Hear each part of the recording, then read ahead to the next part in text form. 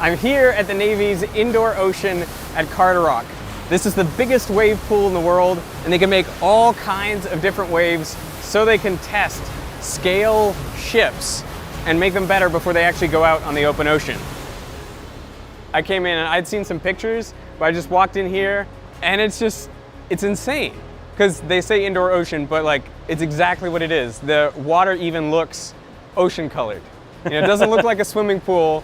This looks like an ocean, it looks like a test facility. It is huge. It is 360 feet long in this dimension, 240 feet long in that dimension. It's 20 feet deep, just about the size of a football field out there.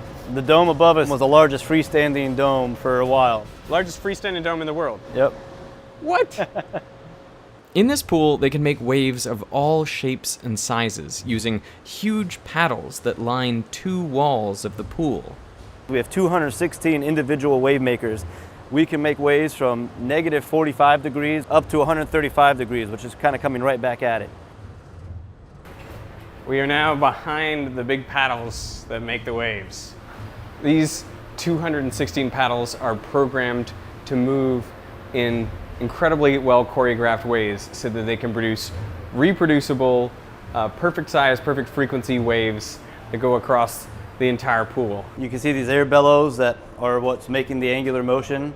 That vertical piece is the force transducer. The other force transducer is right up on the top. There are lots of wave pools in the world, but what makes this one different is control. You can create waves of a specific amplitude and frequency and do so repeatedly. Should we try a 1 hertz? Yeah. Do me a favor and dial up 1 hertz. Amplitude will be 0.078 at 1 hertz. Hey, go ahead and send it from 0, please. And so this is the largest wave we can make at 1 hertz. That's based on the motion and power requirement for the wave maker. There's something a bit like surreal about watching this because it almost looks like an ocean, except you never see waves this regular out there. Correct. One of the fundamental characteristics of a wave is its wavelength, the distance from one crest to the next. The first thing most people learn about waves is they transmit energy rather than material from one place to another. In this case, as the wave travels to the right, the water molecules themselves basically move along circular paths, and the deeper the water, the smaller this motion. All motion stops at a depth equal to half the wavelength. This is known as the wave base. But even in an ideal water wave, the molecules do drift a bit in the direction of wave motion, and this is because the molecules travel faster the higher up they are. So they move farther at the top of their loop, then they move backwards at the bottom, creating a spiral path. This place is perfect for observing properties of different waves. I asked Miguel to show me some waves with different frequencies but the same amplitude. So what I'll have them do now is I'll have them stop this wave and this change the frequency. Because we're at 0.6, we'll go to 0.5, so it'll be a 2-second wave. Here I'm split screening waves with frequencies of 0.67, 0.5, and 0.33 Hz, all with the same amplitude. So 2 things to notice. Even though they all have the same amplitude, the ones with higher frequency look like they have a greater amplitude because the slope of the waves is steeper. And second, the frequency of a wave affects its speed. High frequency waves travel slower than low frequency waves. In fact, as long as the water is deeper than the wave base, wave speed is inversely proportional to its frequency. They have a really cool demo that takes advantage of the different speeds of different frequency waves. You can see it starting here. They send out high frequency waves first, followed by lower and lower frequency waves. And because the high frequency waves travel slower, the lower frequency waves gradually catch up. Whoa. And they've timed it so that all the waves meet up at exactly the same time and place in the pool, and this causes the wave to break. The ocean engineers can do this again and again in exactly the same way, thanks to their precise control over the waves. This demo also nicely illustrates the principle of superposition, that when waves meet, they add together. The height of the water is equal to the sum of the heights of the individual waves meeting at that point. You can see how much bigger the amplitude is. Those individual waves weren't that big, but when you add them all together, you can make this big breaking wave. They can also take advantage of the superposition principle to create standing waves. So what's coming up next are two regular waves coming at each other, what we call the quilt wave.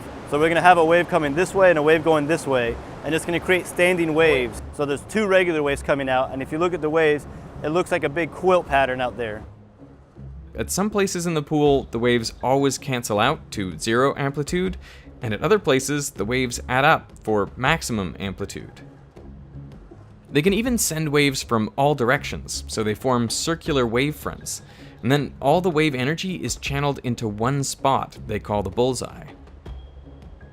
And so now we're going to run the bullseye wave, which is essentially the same thing, but instead of having a line of waves, we're having it all coalesce at one individual point.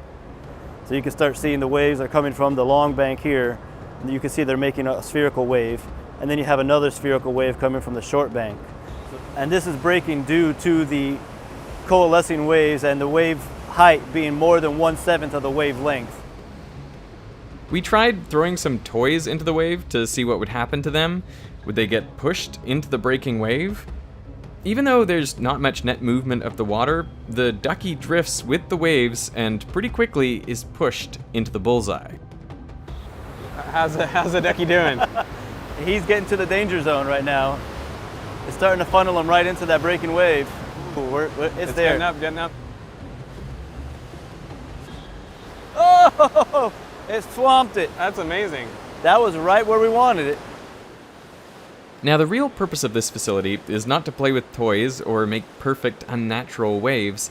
It is to replicate on a small scale the types of waves Navy ships will encounter in the oceans of the world.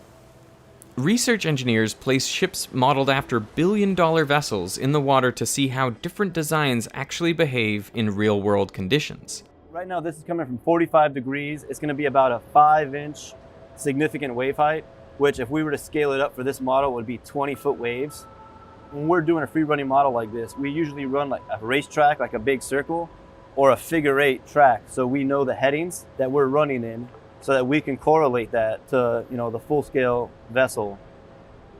For the model to provide an accurate representation of the real world, a lot of things must be taken into account. Is the water fresh? Fresh water. Okay, not salty. Nope, fresh water. So when you're in salty water, you're going to have a lot more buoyancy. So when we're ballasting our models, we have to make sure that they take into account that buoyancy difference. So when we go full scale, you're the same conditions. For fluid mechanics, I always expect that you have to keep the Reynolds number the same as in the real-world phenomena. But actually, to get the right wave dynamics, you have to use a different scaling, which is based on the Froude number. So the Froude number is a measure of the ratio of inertial to gravitational forces. It's equal to the flow velocity divided by the square root of the acceleration due to gravity times the characteristic length, like the length of the ship.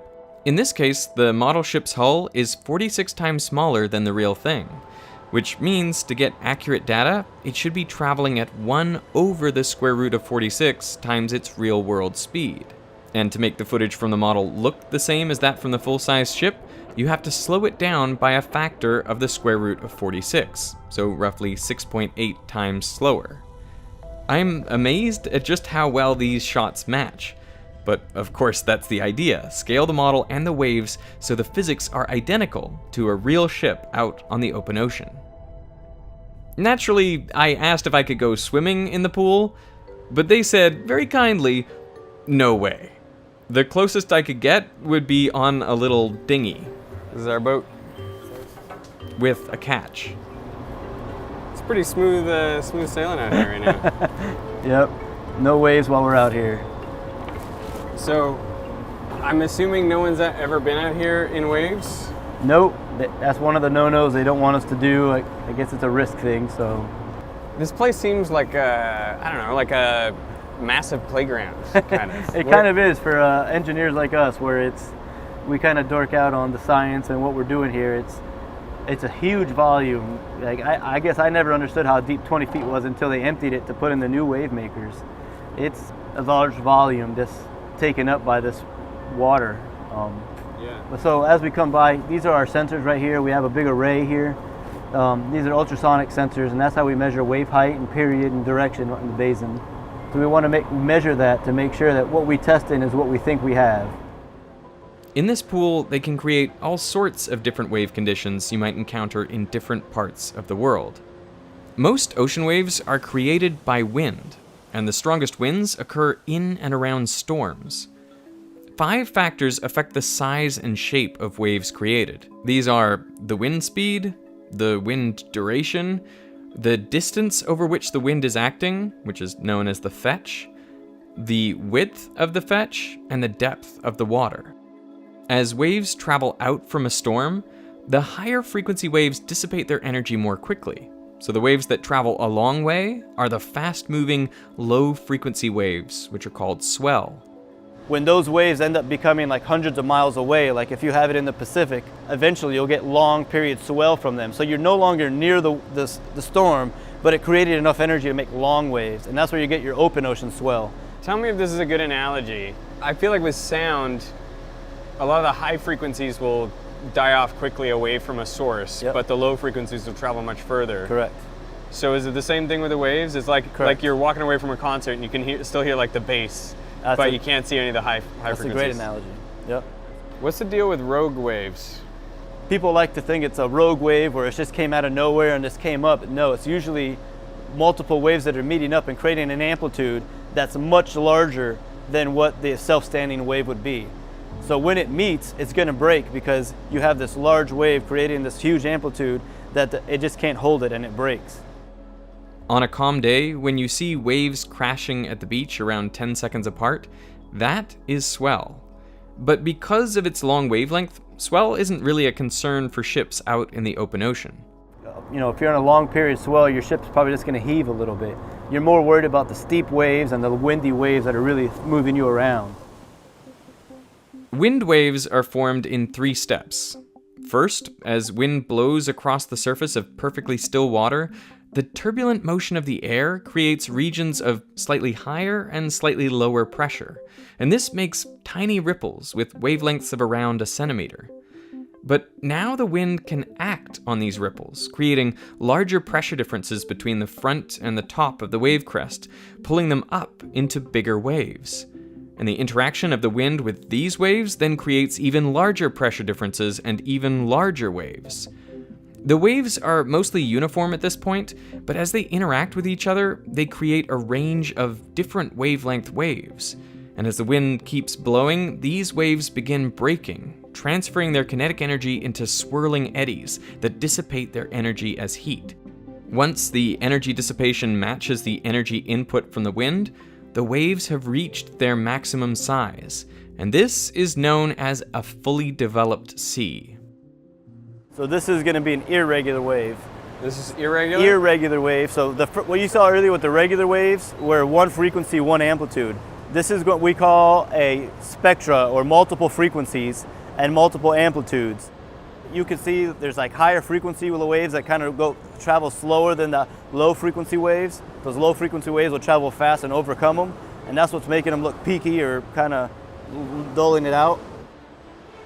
What surprised me is that the different oceans of the world have different mixtures of wave frequencies, or different spectra, depending on their geography and the types of storms that occur there. For example, the North Sea and other small bodies of water have a peakier spectrum, and this is due to the limited fetch of storms that occur there. In the mid-Atlantic, a broader spectrum best describes the developing or decaying open ocean waves that you'd find there. And in the North Atlantic, the steady wind across an open ocean produces the broadest spectrum of wind waves. So when testing, engineers first have to figure out where the ship will be deployed and which spectra best match these locations before creating them in the pool. For most people, I think an ocean is an ocean.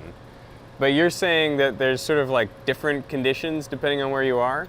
The destroyer, when I was in command, we did an operation off the coast of South Korea in the spring. Very rough sea keeping conditions. But then, like when you're crossing the Pacific, a lot of that is a lot calmer. So again, from there to the coast of South Korea to the Arabian Gulf, all those very different conditions. Were there any conditions that were particularly rough for you? So my bed was actually in the middle of a room, and the seas were so bad, and this is either South or East China Sea, the seas were so bad that one night I woke up in the middle of the night and my whole mattress with me on it was sliding off of my bed frame. And that's a pretty significantly sized mattress, so you can imagine the seas we were in that night. Much bigger than this would terrify me. I know it probably looks benign, but like much bigger than this, I think that model will take a lot of water. Why do you care about how much water goes on the deck? So on the back of this DDG is a helicopter landing pad. They don't want any water on the deck when a helicopter's about to land. That's a big problem. You know, that's one of the tests that we do here is we'll put cameras to look at the deck and understand how much water washes on. Since I knew they wouldn't want to risk their fancy model in rough conditions, we brought along a little remote-controlled boat to test. Yeah, I wouldn't be happy on that boat. A lot of people would be getting seasick. Whoa! Whoa, no! Is it gone? It's gone! No, it's right there. It came up. It's upside down. It was totally gone. It was in the air, and then it went under. Now, not all the models tested here can be remote controlled.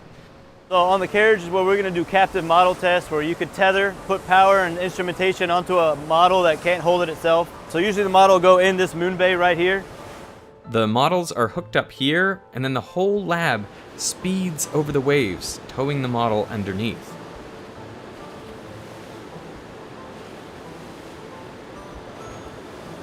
People have been making ships for thousands of years. Mm-hmm. Is there actually any innovation today? Most definitely. So sometimes, you know, people say that's the way we've always done it. And then when you look into it, there's some validity to some harebrained ideas. And when we test them, that's why, you know, you cut your costs of doing a model test versus building the full thing and saying, oh, that didn't work. Every ship that's in the Navy's fleet has gone through here, has gone through either our purview or has been tested peripherally with us. But all of the Navy-owned ships have been tested in this facility. And there is a ship out there with a tumble home design where if you look at this ship behind you, it flares out. So this flare is usually what helps protect you from when you start rolling. It gives you a reaction force or helps push you back. A tumble home is shaped, you know, the opposite direction. And if you have a ship shaped in that direction, it doesn't have as much of a restoring force when you roll. But what is the idea with making a ship like that? There's a lot of different reasons why you want to change a hull design. Some of it is the above water signatures. It's all about the shape and radar sections. And you know, there's a lot that goes into that. You always want to be stealthier. You always want to be faster. You always want to have more power. And that's always what, you know, the innovations come. So most of the sailors aren't aware of the work that's going on in the background to support what they do. When I was in the fleets, and I've been in the Navy 27 years, I never had any idea, certainly not the magnitude of what they do. I'm not exaggerating when I say it's impacted every ship and submarine in the fleet.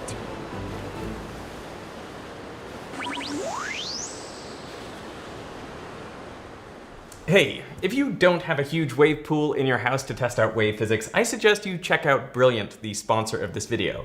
Brilliant is the best learning tool I know for mastering concepts in math, science, and computer science. All their lessons are built around interactivity. Just check out this one on buoyancy. You can adjust the size of a void in this block and see whether it sinks or floats, and then you proceed through a series of increasingly challenging questions and simulations. You know, what I love about Brilliant is that it really gets me thinking. So when I complete a lesson, I feel a sense of accomplishment because I figured it out myself. And this applies to their fundamentals courses as well as to their more advanced topics. For example, the wave principles of superposition and interference also apply to their course on quantum mechanics, which I found to be both engaging and really comprehensive. This is a great interactive which forces you to deeply engage with the conditions that lead to interference, a concept I know a lot of students struggle with. Brilliant keeps supporting Veritasium, I think, for two reasons. First, they know that viewers of this channel are smart and they want to understand things deeply, so a lot of you have already signed up. And second, I know that some of you haven't given it a try yet, so I guess my question is, what are you waiting for? You can try it out for free right now by going to brilliant.org/Veritasium. And finally, I want to remind you that with the holiday season coming up, you can give the gift of Brilliant to a friend or family member, that clever person in your life who is really into STEM. There are courses tailored for anyone, whether beginner, intermediate, or advanced. And if you sign up right now, Brilliant are offering 20% off an annual premium subscription to the first 200 people to sign up. Just use my link, brilliant.org/Veritasium. So I want to thank Brilliant for supporting Veritasium, and I want to thank you for watching.